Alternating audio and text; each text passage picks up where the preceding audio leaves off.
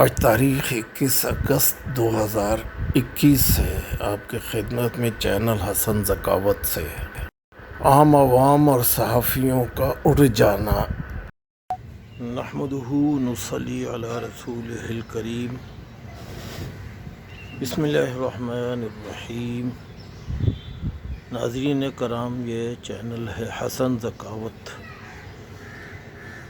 دعا ہے کہ اللہ پاک پاکستان کو پاکستان میں امن نصیب فرمائے، کیونکہ اس وقت مملکت خدا داد پاکستان بہت ہی عجیب صورتحال سے دوچار ہے۔ سنا ہوگا پچھلے کئی سالوں سے سینکڑوں پاکستانی لاپتہ ہو چکے ہیں، جن کو کون سی مخلوق اٹھاتی ہے اللہ ہی جانے، وجہ جو بھی ہو۔ بہرحال جس کا بچہ لاپتہ ہو جائے اس درد کو وہی سمجھ سکتا ہے، مگر اس بات کا یقین کمزور ہے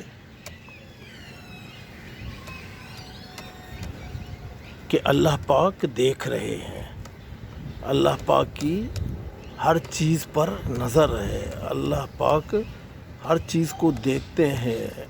کوئی پتہ زمین پہ اللہ پاک کے حکم کے بغیر نہیں ہلتا۔ حاضر ناظر ہے اللہ رب العزت کی ذات۔ برے کاموں کا انجام آخرت میں تو برا ہی ہوگا، مگر یاد رکھیے دنیا میں بھی اس کا اجر ملتا ہے، اس کا عذاب ملتا ہے، بدلہ ملتا ہے۔ بہت سے صحافی اٹھائے گئے، ناران کاغان کی سیر کروائی گئی، پھر چھوڑ دیا گیا، جن میں 70 سالہ عرفان صدیقی، رضی دادا، حامد میر، عمران شفقت، متی اللہ جان اور بہت سے اس کے علاوہ۔ پاکستان میں تواتر کے ساتھ جنسی ہراسمنٹ اور مستورات کا قتل جاری ہے، اور یہ دھرنے کا باعث ہے۔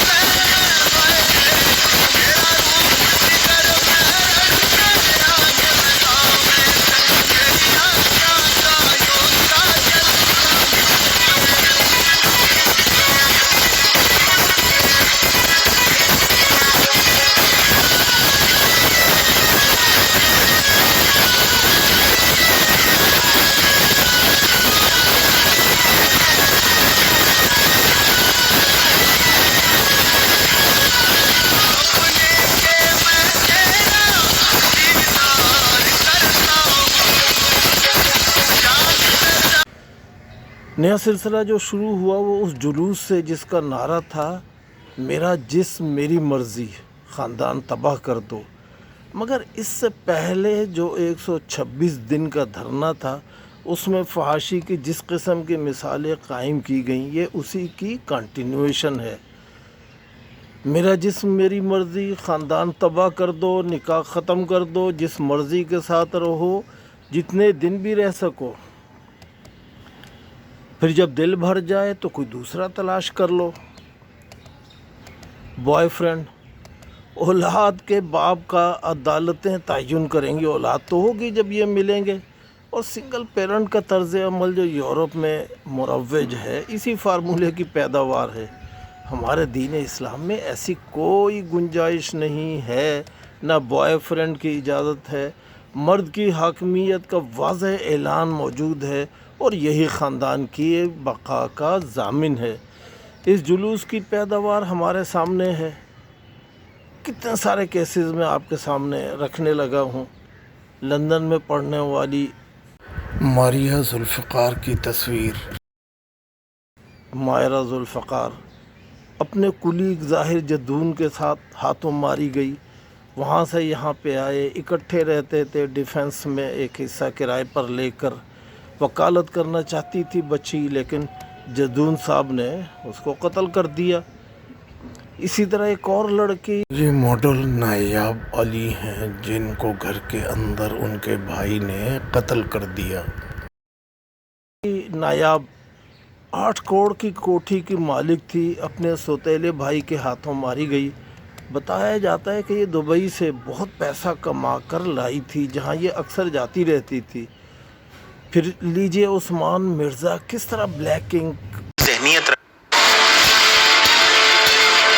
آج بنیادی طور پہ ہم یہ بات کہنا چاہتے ہیں کہ یہ جو ایک انفارچونیٹ انسیڈنٹ ہوا ہے، تو اس کے پیچھے جو بھی حیوانی ذہنیت رکھنے والے لوگ تھے وہ ابھی سلاخوں کے پیچھے ہیں. ان کو پولیس نے اریسٹ کر لیا ہے اور ہم یہ کیس آخر تک لڑیں گے. یہ ہمارا اپنا کیس ہے. جو فیملی ہے ہم ان کے ساتھ کھڑے ہیں اور ابھی میں نے ان کو یہی پیغام دیا ہے کہ پولیس آپ کے ساتھ کھڑی ہے, سوسائٹی آپ کے ساتھ کھڑی ہے, پوری پاکستانی قوم آپ کے ساتھ کھڑی ہے.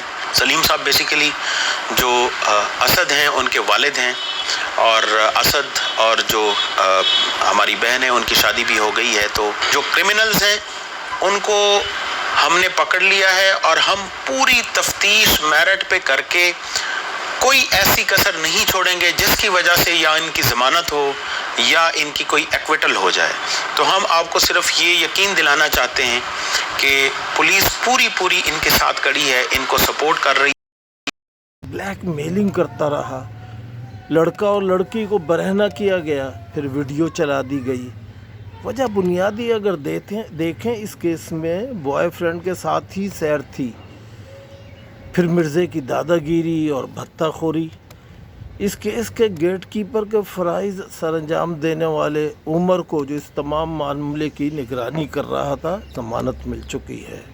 یہ افسوسناک چیز ہے.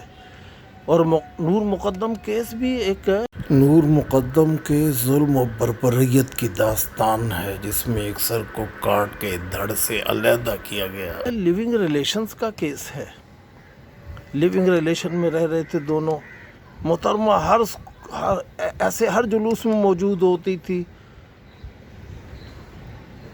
جس میں یہ نعرہ لگتا تھا میرا جسم میری مرضی, اور پھر ظاہر جعفر جیسے شکرے کے ہاتھوں انتہائی بے دردی سے بے رحمانہ طریقے سے قتل ہوئیں. پنڈی میں ایک بیکارن نسیم اپنے بچے کے ساتھ کتنی صفاقی کے ساتھ قتل ہو گئی. بچہ بھی 13 ماہ کا بچہ. یہ تمام قتل بتا رہے ہیں جہاں یہ عورتیں غلطیوں پر ہیں, انسانیت بھی مرتی جا رہی ہے, مارنے والے بھی اسی قبیل کے ہیں. حکومت بہت کم ہے. معاشرہ بے راہ روی کا شکار ہو چکا ہے. یوم پاکستان والے کیس کو آپ دیکھ لیں. ٹک ٹاکر صاحبہ ویڈیو بنانے کے لیے جو حرکتیں کرتی رہی ہیں وہ پوری قوم کے لیے باعث شرم ہیں. یہ حرکتیں شاہی مسجد کے زیر سایہ ہوتی رہیں جو کہ دنیا کی سب سے بڑی مسجد مانی جاتی ہے.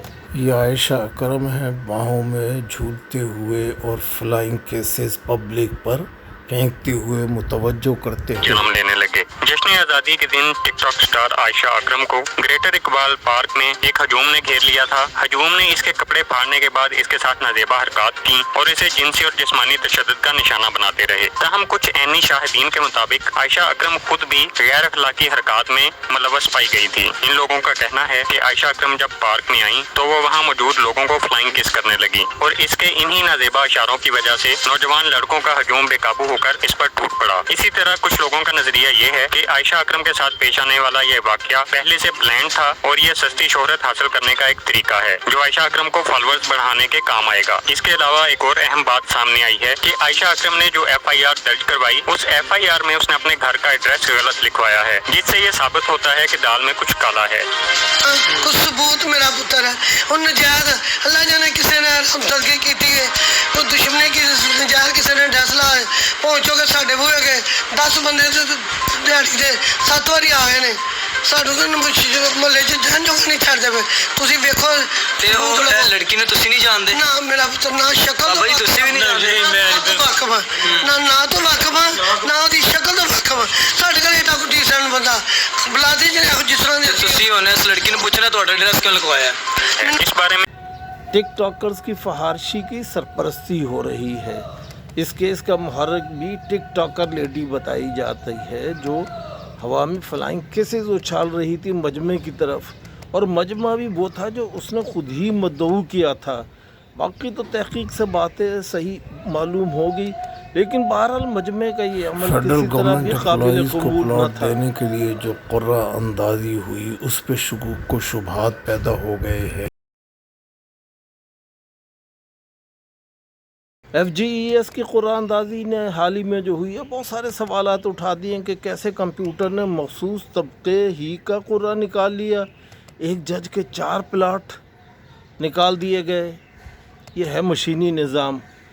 ये तैयारी मालूम होती है अगले इलेक्शन की।